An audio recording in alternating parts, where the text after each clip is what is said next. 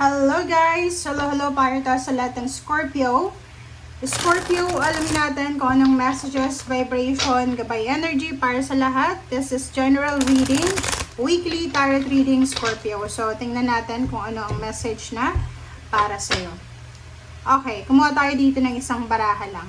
Scorpio, yung first card mo dito is 8 of Michael. Wow! It's all about freedom, Scorpio. Nakakaloka yung message mo. Yung 8 of Michael dito, kung makikita mo, meron ditong gate or gateway na bukas, 'di ba? Nagbukas na. So, sinasabi ng message sa'yo na you can be free. Magiging malaya ka daw. Okay? Kinakailangan mo lang na maging courageous, maging matatag ka sa mga choices and options and decision making lalo na kung gusto mong mabago yung sitwasyon mo. Okay? Dito sinasabi, if ever lang na hindi mo masyadong sigurado yung nangyayari sa paligid mo, hayaan mo lang, okay? Just go with the flow. Just go with the flow.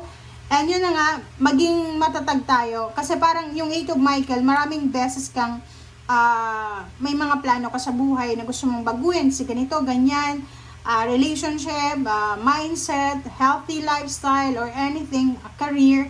Pero hindi mo masyadong naitutuloy kasi nga wala kang lakas loob. So, sa linggong ito, sinasabi ng baraha na kinakailangan mong maging malakas kung talagang gusto mong mabago talaga ang takbo ng buhay mo. Okay?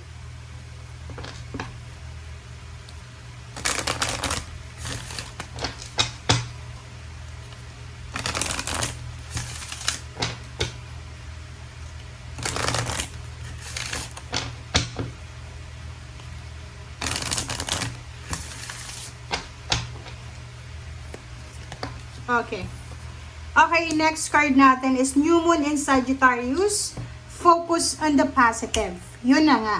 Kasi, nakikita ko sir dito, isa yun sa rason kung bakit hindi mo magawa-gawa yung mga gusto mo. Kasi, nangunguna na or nauuna na yung mga negative thoughts, negative emotions, yung mga what if mo sa buhay.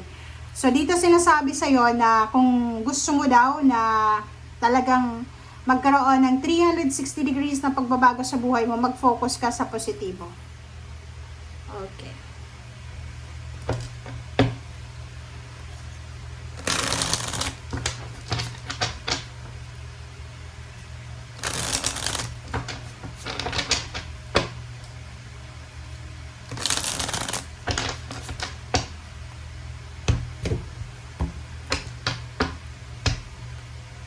Okay, first two cards tayo. It's Two of Swords and the Tower. So, nakikita ko sa'yo dito na Scorpio, you have choice, you have options para sa pagkatao mo sa sarili mo.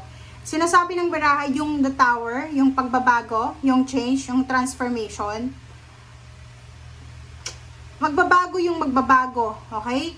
Kung naka-destiny na magbago yung buhay natin, talagang magbabago yan kahit na kontrahin mo pa yan. So, kung nasa Two of Swords ka, yung parang hindi ka sigurado kung tama ba itong direksyon na tinataha ko, tama ba itong ginagawa ko, or tama ba ito?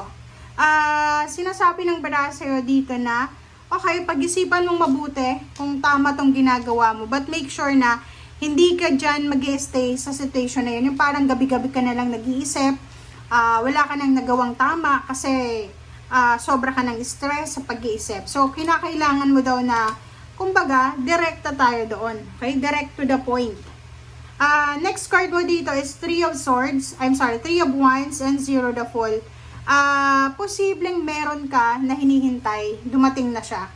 Pwedeng it's a travel plans, it's a visa, passport, documents, chance, parang ganun. So, pwedeng 3 years, 3 months ka nang naghihintay para makapagsimula, para makalipat ng trabaho, makalipat ng career, ng negosyo, ng country, or kung ano man tong transformation na gusto mo.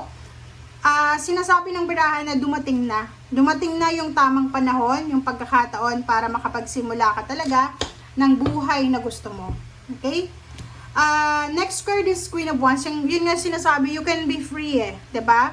So kung talagang gugustuhin mo daw, kung gusto mo talagang makalaya sa kung ano man na freedom na gusto mong mangyari sa buhay mo, makakalaya ka. Okay? Wag kang matatakot. Yun lang yung kailangan mo, is wag kang matatakot. Okay, so the Sun and King of Cups. So, nakikita ko sa'yo dito, isang desisyon lang ang gagawin mo, Scorpio. And lahat ng ito, parang yun nga, all be well. All will be well. Parang gano'n. So, if for example, isang desisyon lang ang gagawin mo, biglang parang mag-a-align lahat. Diba? It's an alignment. Pwedeng, halimbawa, sa relationship or sa trabaho, kung ano man yung desisyon mo, parang bigla nilang na magiging maayos, magiging planchado lahat. Okay? So, nakikita ko isang desisyon ang gagawin mo, Scorpio. And yung desisyon na to ay siya yung magiging rason para maging matahimik ka, personally, yung kalooban mo, yung pamilya mo, yung mga plano mo sa buhay. And nakikita ko yung mga upcoming happy news, celebration na posibleng darating sa'yo. Okay, next card natin is Five of Cups and Judgment.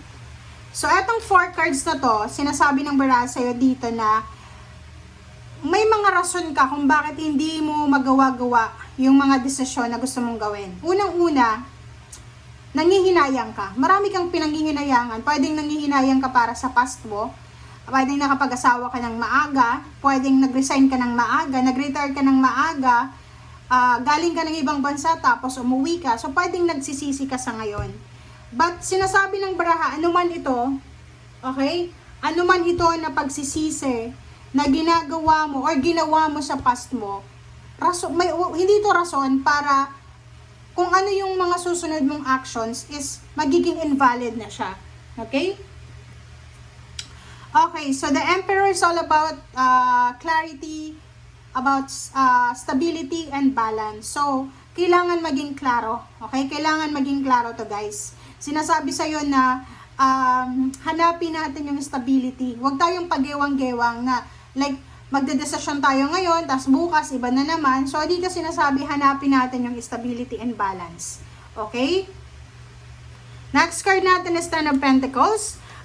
Sinasabi ng bara sa'yo, for the next 10 months, maybe October, or maybe 10 months from now, hindi natin alam kung kailan to, posibleng may mga aasenso dahil tataas yung sweldo, tataas yung posisyon sa trabaho, makakapag-trabaho sa ibang bansa, makakatanggap ng malaking pera, malaking halagang pera, or maayos yung kanilang financial na pamumuhay, or yung iba ay posibleng may negosyo na, or yung iba ay posibleng maganda na yung takbo ng pera.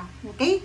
And nakikita ko sa'yo dito, lahat ng mga pain and heartaches na pinagdadaanan mo sa ngayon, or dati pa, may rason yan kung bakit pinagdadaanan mo. So, halimbawa, yung pinoproblema mo sa ngayon, yung pinanghihinayangan mo is yung relationship mo, sinasabi ng barahan na hindi pa huli ang lahat para gawin mo yung tama kung talagang yun ang gusto mo. But if ever na pwede pang ayusin yung relationship mo, just accept the apology and then yun, forgive, parang ganun. Okay? Para makuha mo daw yung stability and balance. So, yung pagkakaroon ng tahimik na pamilya, maayos, secure na pamilya ay nakadepende daw sa'yo. Thank you guys for watching. Bye!